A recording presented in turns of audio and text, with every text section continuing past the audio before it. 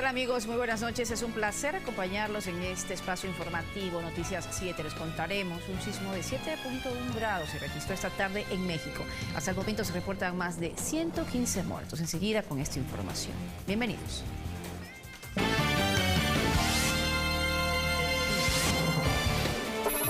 Un terremoto de 7.1 grados de magnitud se registró en México. El número de víctimas mortales se incrementa con el pasar de las horas.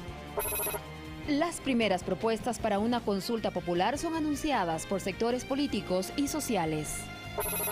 Un nuevo ciclo de sesiones en la Asamblea de las Naciones Unidas inició en Nueva York. Ecuador llega luego de 10 años con una propuesta con enfoque social. Casos de leishmaniasis se registran en 3 cantones de Manabí, enfermedad parasitaria transmitida por la picadura de un mosquito.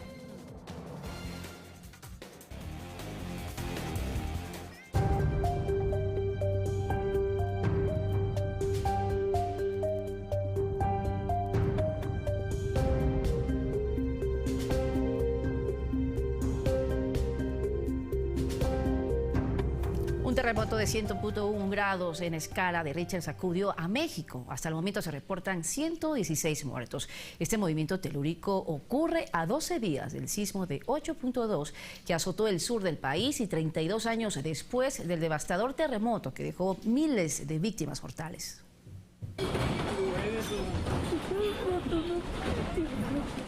Escenas de pánico vivieron los mexicanos cuando un terremoto de 7.1 grados en la escala de Richter sacudió al país azteca. El hecho se registró a las 13 horas con 14 minutos hora local. Su epicentro se localizó a 7 kilómetros de Chiatloa de Tapia, en el central estado de Puebla, en el límite con Morelos, a una profundidad de 57 kilómetros y fue sentido por más de 15 millones de personas. Esta explosión fue captada en la Ciudad de México. Se trata de una fábrica que fue arrasada por las llamas producto de una fuga de gas. En las calles, en medio del terror, la gente observaba la caída de fachadas como la del edificio donde funcionaba el Servicio Nacional de Empleo. También quedó grabada la desesperación de quienes estuvieron cerca de esta edificación, que pudo ser evacuada 5 minutos antes de colapsar. Que se salgan, la pared se rompió, que se salgan. Que se salgan, se va a caer, se va a caer. Dios mío, Dios mío, Dios mío, Dios mío. En una de las principales avenidas como la Insurgentes en la capital se observan los escombros que dejó el movimiento telúrico. Según información oficial, 29 estructuras quedaron totalmente destruidas. Más de 100 personas se encuentran como desaparecidas. Muchos de ellos son niños y niñas que quedaron atrapados en el colegio Enrique Rebsamen, que sufrió graves daños en la colonia del Valle. Los equipos de emergencia junto a la ciudadanía ayudan a rescatar a los que quedaron sepultados. Espantosamente horrible. Creo que superó, para mí, la violencia, superó al de la otra noche, al del jueves en la noche. Entre las afectaciones también está la ruta México-Acapulco en el tramo de Cuernavaca, mientras que los turistas registraron la intensidad del terremoto en las aguas del concurrido lago de Xochimilco. Hasta el cierre de esta edición se reportan 116 muertos, entre Morelos, Puebla y la Ciudad de México, cifra que aumentará según las autoridades, sobre todo en las poblaciones afectadas, a las que se suman Acapulco, Oaxaca, Guadalajara, Colima, Chilpancingo y Morelia. Esta tragedia ocurrió 2 horas después del simulacro que se realizó por los 32 años del devastador terremoto del 19 de septiembre de 1985 que dejó más de 3.000 muertes. Fanny Lara, Ecuador TV. El gobierno de México activó los protocolos de seguridad y el comité de emergencia. Varios mandatarios expresaron su solidaridad, entre ellos el presidente Lenín Moreno. El presidente de México, Enrique Peña Nieto, activó el comité de emergencia.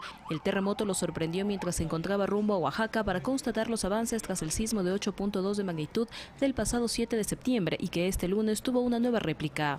Luego de conocer la noticia, se regresó a la capital y a esta hora se encuentra reunido con los diferentes ministros en la Casa de los Pinos. Pues veníamos dialogando y empezaron a entrar el mensaje y obviamente Luis Felipe recibió el reporte de que había temblado y en segundos, minutos fuimos conociendo de lo fuerte, lo intenso que fue el sismo. Varios mandatarios, como el presidente de Ecuador, Lenín Moreno, manifestaron su respaldo a los mexicanos. A través de su cuenta de Twitter dijo: nuevamente la tierra tiembla en la Ciudad de México, toda nuestra solidaridad con el hermano pueblo mexicano y su presidente. Juan Manuel Santos de Colombia manifestó su solidaridad y el apoyo de los colombianos. Desde Chile, Michelle Bachelet envió un abrazo solidario y aseguró que pueden contar siempre con el apoyo de su país.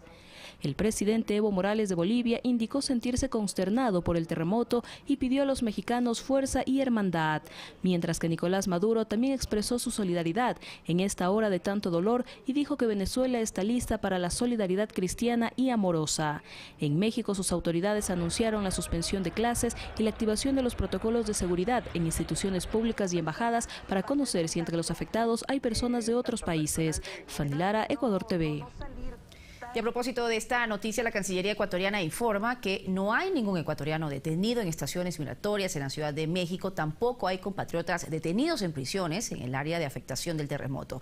Se ha llamado a Colima, también se ha llamado a Acapulco, donde hay varios ecuatorianos. Todos se encuentran afortunadamente bien. Hemos confirmado con el Instituto Nacional de Migración en el aeropuerto también. No hay ningún compatriota afectado. Confirmamos esta noticia. Nosotros vamos a seguir con más información al momento. Vamos a cambiar de tema, pero estaremos pendientes de los detalles. Hasta el momento, Cancillería ha confirmado que existen 117 muertos debido a ese terremoto. Vamos a cambiar de tema, como lo decíamos. El huracán María alcanzó la categoría 5 este lunes y tocó tierra en Dominica, devastando la isla, según informó el primer ministro Roosevelt Skerrit. El ojo del huracán María de categoría 5 llegó a Dominica con vientos de hasta 257 kilómetros por hora. El país ha sido devastado. Este viento y fuertes lluvias provocaron un verdadero retroceso. Dije personalmente que estaba afectado. El techo de la residencia se derrumbó debido a la fuerza del viento, pero los funcionarios de la policía me llevaron a un lugar seguro. Gracias a Dios, solo estamos esperando el amanecer para hacer una evaluación de los daños. Nuestra primera orden de trabajo será la búsqueda y el rescate para asegurarnos de que podemos rendir cuenta a cada ciudadano, a los residentes que estaban en la isla durante este huracán realmente devastador. Tras azotar la isla, María perdió fuerza y se convirtió en un huracán de categoría 4. El ciclón seguirá la trayectoria de Irma y pasará por las islas de Guadalupe, Dominica y Puerto Rico. Por ello, el gobernador Ricardo Rosselló declaró el estado de emergencia. Vamos a mentalizarnos para un periodo de 72 a 90 horas para estar acuartelados, seguros, pasando la tormenta y posterior empezamos el proceso de evaluación. No se dejen confundir por la trayectoria. Esto va a impactar a todo Puerto Rico con una fuerza y con una violencia que no hemos visto en varias generaciones.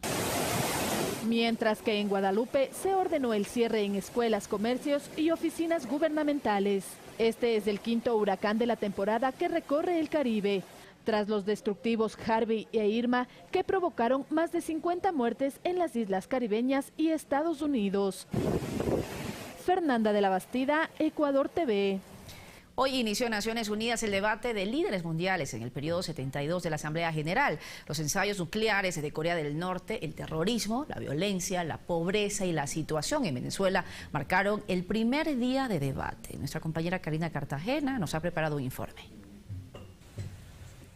Con un llamado a los líderes mundiales a afrontar los grandes desafíos de la humanidad con un espíritu solidario y de unidad que refleje los principios de la Carta de las Naciones Unidas, el secretario general Antonio Guterres inició el debate de la Asamblea General de la ONU. Y la confianza dentro y entre los países se está sumergiendo por aquellos que han satanizado y dividido. Somos un mundo en fragmentos. Tenemos que ser un mundo de paz.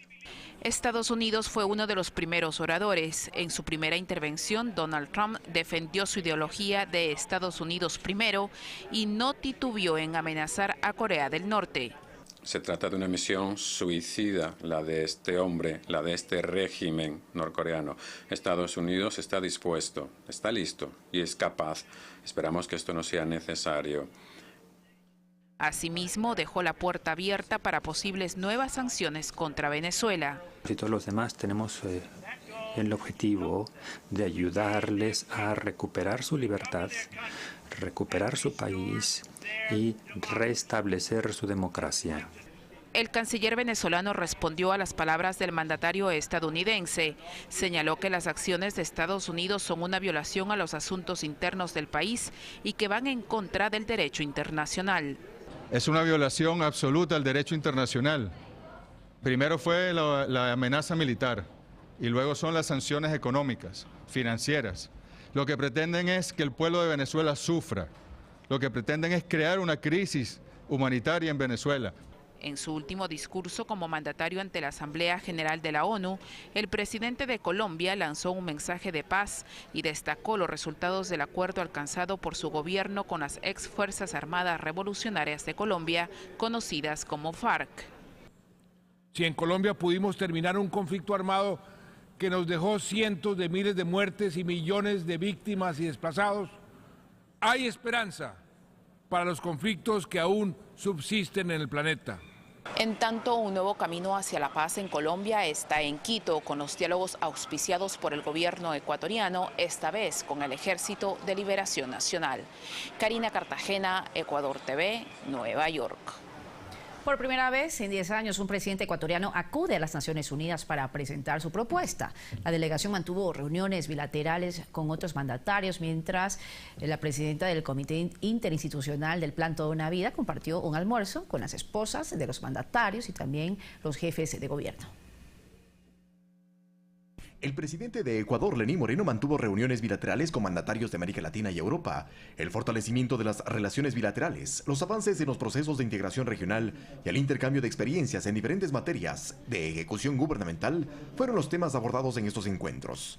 En lo que tiene que ver con la agenda con la que llega el Ecuador a la Asamblea de Naciones Unidas, se encuentra la defensa de los derechos humanos, el uso del diálogo social como eje articulador del quehacer gubernamental, así como iniciativas y programas sociales en materia económica y productiva. Lo propio con los temas sobre cambio climático.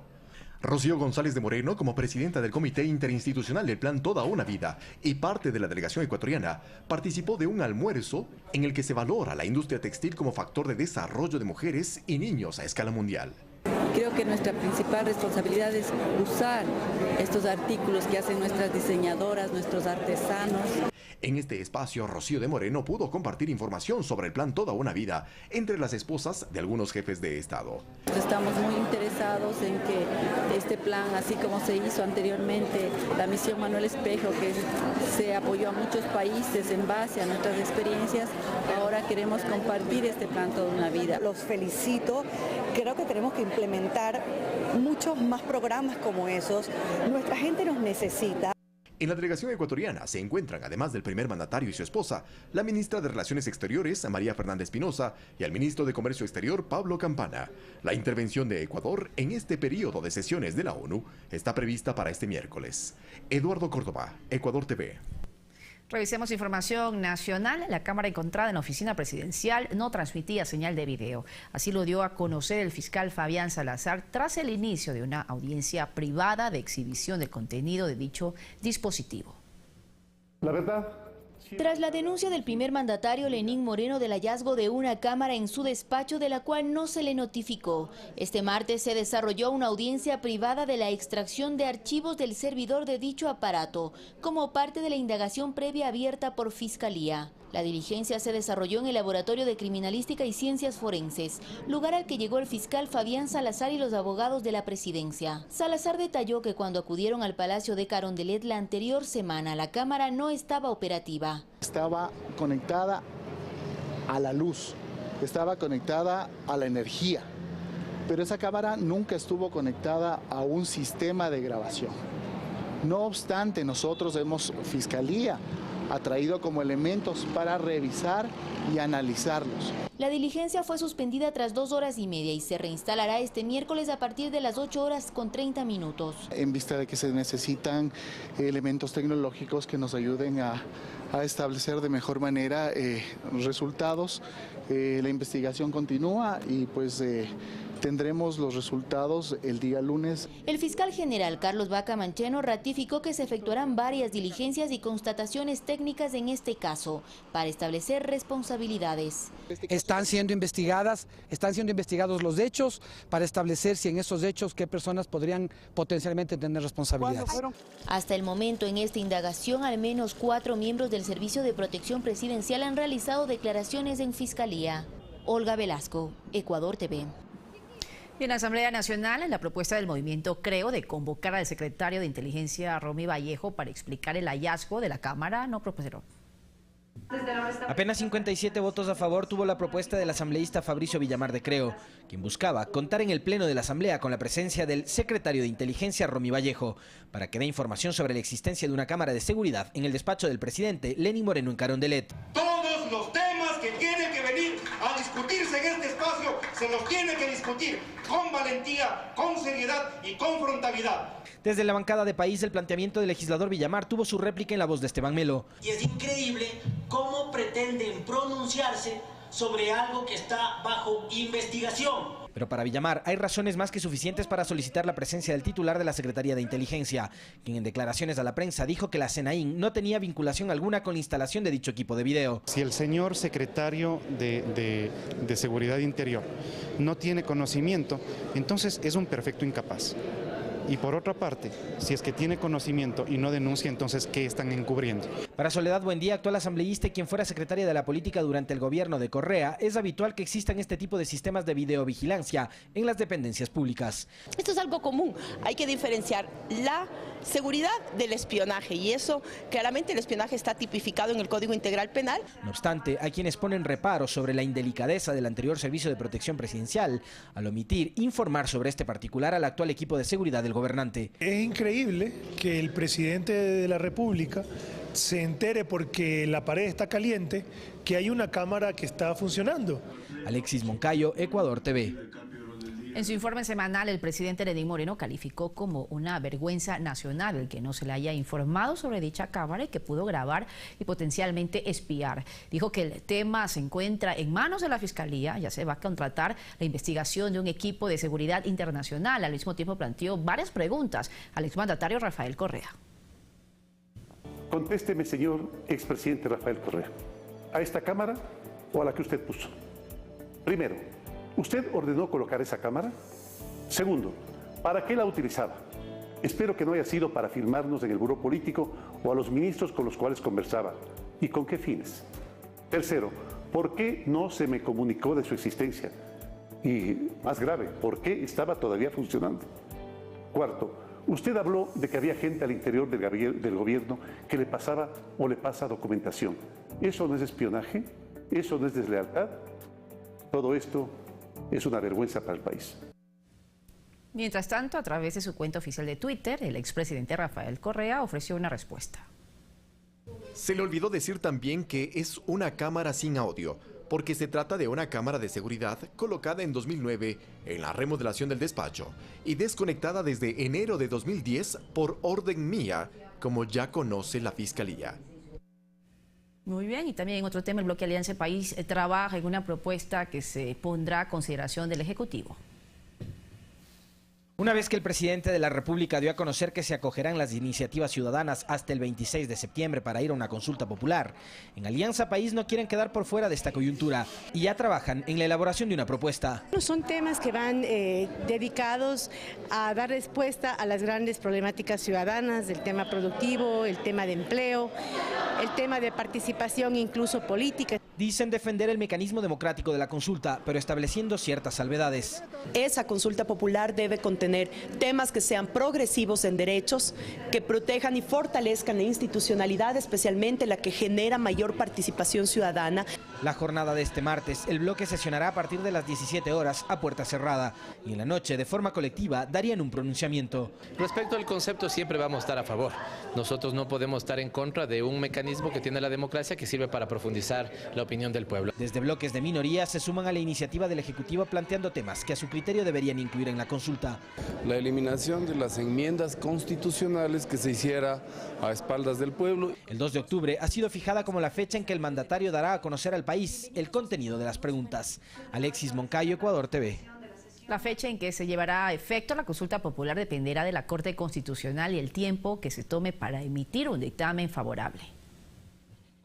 El día en que el gobierno dará a conocer el contenido de las preguntas a la ciudadanía sí está definido. Eso lo dio a conocer este lunes el presidente Moreno. El lunes 2 de octubre presentaré oficialmente el contenido de la consulta. De ahí que dichas preguntas deberán ser enviadas a la Corte Constitucional, organismo encargado de analizar y verificar la pertinencia de las mismas. Y debe emitir un dictamen sobre la constitucionalidad, tanto del procedimiento que se va a utilizar, cuanto de los considerandos de las preguntas y de las preguntas en sí mismas. La Corte tendrá un plazo de 20 días para pronunciarse, el mismo que podría extenderse dependiendo de cuánto les tome el sorteo y asignación de un juez constitucional, que será el encargado de elaborar el informe que será puesto a consideración de todos los magistrados. Y este tiene 20 días desde que recibe el expediente en su despacho para emitir el informe, y la Corte a su vez para pronunciarse con el dictamen de constitucionalidad. Esto es un tema importante. Una vez que la Corte emita el dictamen de control constitucional, este pasará al Ejecutivo. Tendrá que emitir un decreto ejecutivo. Una vez que emite este decreto ejecutivo, solo ahí ordena y da competencia al Consejo Electoral para que prepare la elaboración del llamamiento a la consulta. De ahí que le corresponderá al Consejo Nacional Electoral poner en marcha el proceso. 15 días para convocar como plazo y 60 días para la realización del proceso electoral. Esos son los plazos del Consejo Electoral. Cuando aún no hay certezas de los temas y el número de preguntas que incluirá la consulta, en la función electoral no tienen definido un presupuesto ni plan operativo alguno. Alexis Moncayo, Ecuador TV. Momento de hacer nuestra primera pausa. Al regresar les contaremos la situación de Fernando Villavicencio y qué es lo que dice su defensa. Ya volvemos.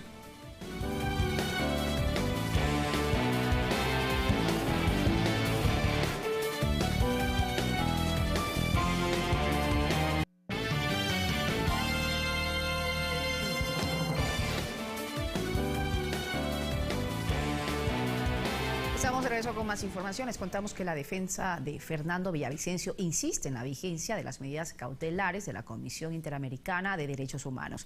No obstante, el jurista Gonzalo Silva aclara que este es un organismo administrativo. Es por ello que la orden de prisión en su contra está vigente.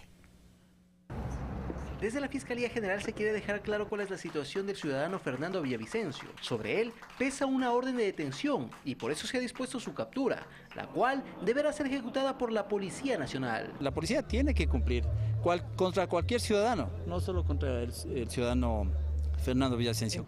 Un operativo está montado en los exteriores del edificio donde Villavicencio tiene su domicilio. El mismo está ubicado en las avenidas Naciones Unidas y América en el norte de Quito. Comenzó la noche de lunes y ahí los uniformados verifican cada uno de los vehículos que salen desde el parqueadero, pues el paradero de Villavicencio volvió a ser incierto. No he podido contactarme con él todavía. Entiendo que los abogados van a presionar en la corte para que se pronuncie. Su abogado Ramiro García argumenta además que su defendido posee medidas cautelares dictadas por la Comisión Interamericana de Derechos Humanos, las cuales deberían respetarse, asegura. A efecto que no se dé ejecución a la orden de prisión preventiva.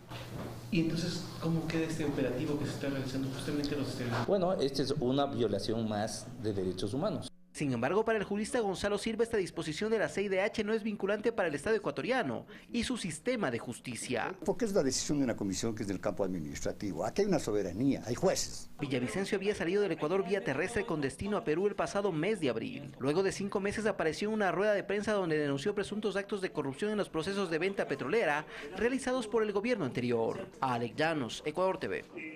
César Montúfar se convierte en el primer acusador particular en el caso que vincula al vicepresidente de la República, Jorge Glass, con Odebrecht. Montúfar pide ampliar las investigaciones, acciones que serán impugnadas por la defensa del segundo mandatario. Tras ser aceptada por el juez Miguel Jurado Favara la acusación particular de César Montúfar en las investigaciones de asociación ilícita por el caso Odebrecht, el ex asambleísta entregó ante la Fiscalía General un pedido para ampliar las diligencias del proceso. Como la incorporación al proceso, al expediente de las declaraciones, delaciones, testimonios, interrogatorios de los exfuncionarios de Odebrecht. Vamos a pedir que se incaute los sistemas de teléfono y computadora, no solo del procesado vicepresidente Jorge Glass, sino también de su asistente personal.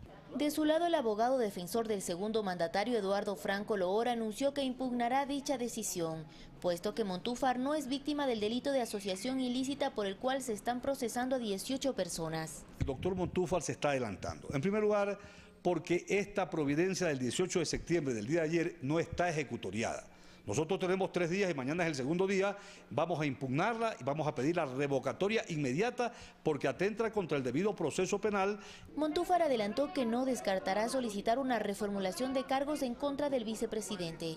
Que el juez Miguel Jurado Favara llame a audiencia para que se dé la reformulación de cargos, no solo asociación ilícita, sino también asociación ilícita en concurso con peculado, concusión, tráfico de influencias, lavado de activos. Procesalmente considero que en este momento no procede la reformulación de cargos porque estamos ya al terminar esta etapa de instrucción. Él asevera eso y mucha gente dice de eso, pero sin ningún fundamento. Como parte de las diligencias solicitadas en el caso, este miércoles se receptarán testimonios anticipados de 4 personas, entre ellos el testigo protegido que fuera colaborador de Ricardo R., tío del segundo mandatario y quien también forma parte de los procesados.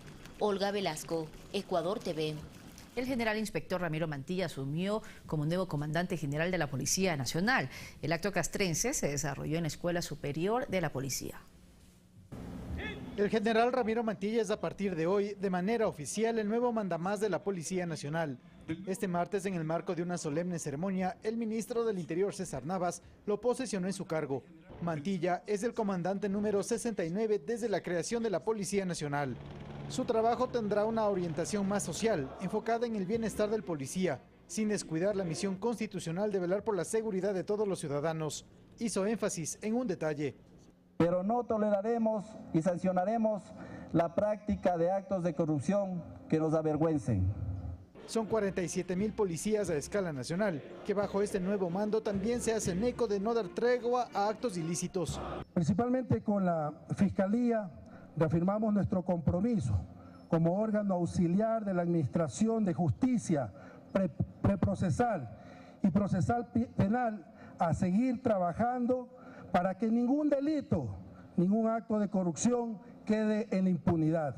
Un desfile de unidades policiales cerró el telón de este acto que renovó los compromisos institucionales de la policía con la sociedad ecuatoriana. Javier Ceballos, Ecuador TV. Aquí finalizamos. Gracias por su compañía y por informarse con Ecuador TV. Continúe con nosotros. Buenas noches.